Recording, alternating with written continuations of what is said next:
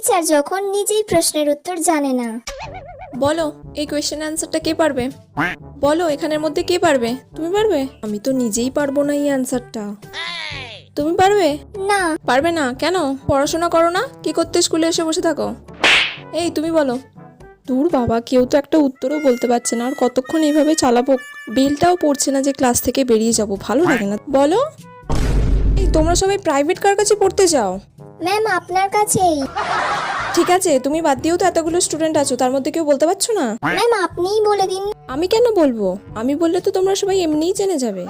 তাহলে তোমরা কি করো বাড়িতে? উফ, কি জ্বালায় পড়লাম রে বাবা, কেউ তো একটা বল। সব গাধা, আমিও গাধা, তার সাথে তোরাও গাধা। বলো। নিজে তো জানি না, যা বললো তাতেই হ্যাঁ বলে দিই। শুনলে কি বললো? আমি কেন তুমি কেন পারলে না? শুনে নাও ভালো করে, কালকে যেন কোয়েশ্চেনটা ধরলে তুমি পারো, ঠিক আছে? উফ বাবা, এতক্ষণে ঘন্টা পড়লো, তাড়াতাড়ি পালাই।